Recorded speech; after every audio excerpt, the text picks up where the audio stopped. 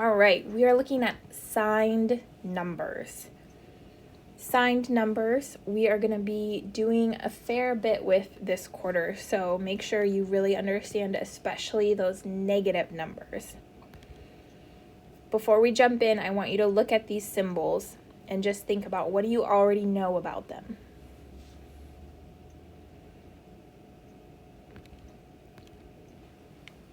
So for these symbols, you should be really familiar with these. The plus sign adds numbers together. So where we have this plus 2 plus 3, we end up with 5. The minus sign subtracts one number from another. So we have this 4 minus 1, we end up with 3. The multiplication sign multiplies numbers together. 5 times 2. In algebra, though, we often use a dot instead of an X. So, for example, here we have this dot. That also means multiply. Or we put nothing. In algebra, the assumed operation is multiplication. So if you don't see a symbol between two different things, you can assume that they are multiplying. Especially when we're dealing with variables where we have something like 2y, that means it's 2 times y. And the reason in algebra we're not using x so much for times is because we often use x as a variable. And so we want to be really clear when you see an x in algebra, it means it's a variable, it doesn't mean times. And then the division sign divides one number by another, 10 divided by 2, for example. In algebra, however, we often will write division as a fraction. So if you see 10 over 2, that is the same thing as 10 divided by 2. And you will see more common in algebra, it'll be written as a fraction rather than using that divided by symbol. And then finally, the equal sign tells us the answer to an equation, like 2 plus 3 equals 5. Or it tells us that two expressions are of equal value. For example, 2x plus 4 equals 20. That means these together need to equal 20 because this over here is 20. And we'll see a lot of expressions more like this last one. All right, this symbol here is percent. In a couple weeks, we will be looking a lot at percent. So I won't talk about it too much here, but it's important for you to know what this symbol is.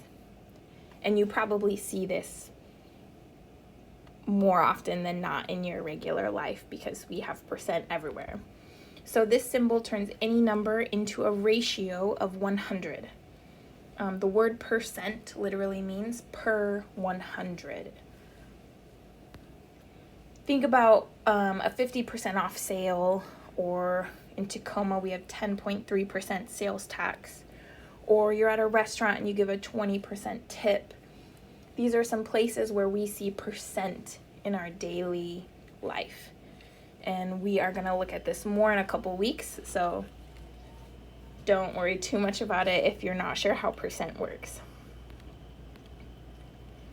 These symbols here, this one is said greater than, and it means that whatever is on the left side is greater than whatever is on the right side. For example, 10 is greater than 6.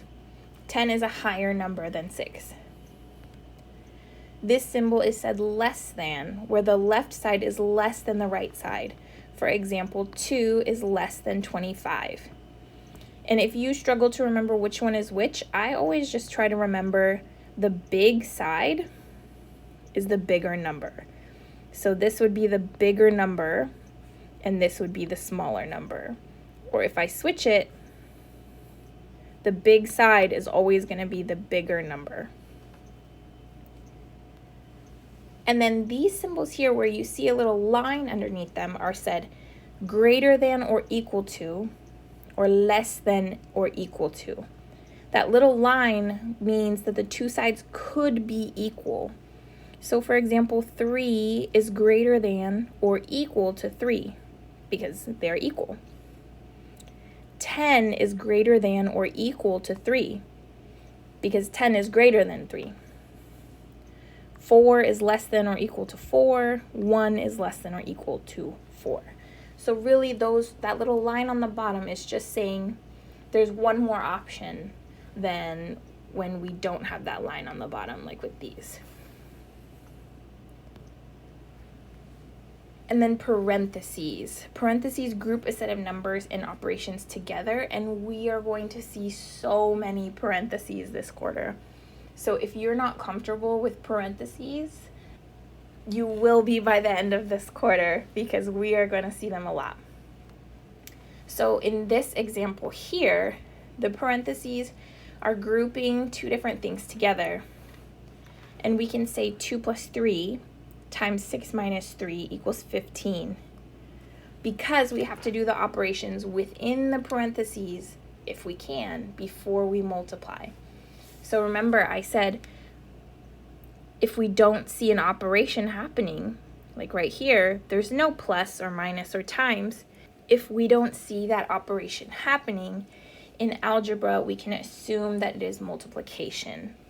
And in this case, we have 2 plus 3 times 6 minus 3. So they're squished together. There's no symbol happening here. That means it's times. And so we have to work out each set of parentheses first. So 2 plus 3 is 5 times 6 minus 3 is 3, which gives us 15. We're going to look more at the order of operations in a different video, but this is important to know because if I worked this problem simply from left to right, I would get a very different answer. So if I had 2 plus 3, I would have 5. 5 times 6 is 30, minus 3 is 27. I would have 27 if I worked this problem from left to right. But following the order of operations, the actual answer is 15. So I want to be really careful there, especially when I'm dealing with parentheses. Negative numbers. We also want to be really comfortable with negative numbers because we're going to deal with them a lot this quarter. Take just a second and think about what do you already know about negative numbers.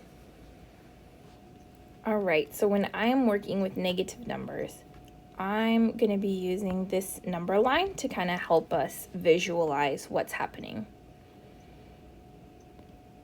So when I have a negative number and I add a positive number, I move up the number line. For example, if I'm starting with negative 2 and I add positive 5, I'm going up 5. 1, 2, 3, 4, 5. And I end up with positive 3. If I add a negative number, notice here I have a plus and then I have a negative 5 in parentheses. I'm adding a negative number. I'm moving down the number line. So I'm negative 2 minus 5 or plus negative 5. 1, 2, 3, 4, 5. I have negative 7. If I'm subtracting a positive number, I also move down the number line. It's the same idea, going down 5. And then if I subtract a negative number, so here, see, I have minus negative. This one is the weird one. The two negatives, or the minus negative, kind of cancel each other out and act like a plus. So if I subtract a negative number, I'm actually moving up the number line back to that positive 3. So this is when I'm adding or subtracting. Pause this video and take a second to solve these negative number equations. All right, so I have negative 5 plus 7 is going to give me positive 2 because I'm moving up that number line. Negative 5 plus negative 3, I'm moving down that number line. So I'll end up with negative 8. Negative 5 minus 6, I'm also moving down that number line. So I end up with negative 11. And then negative 5 minus negative 8. So I have those two minuses that make it kind of like a plus. So I'm moving up the number line, and I'll have positive 3.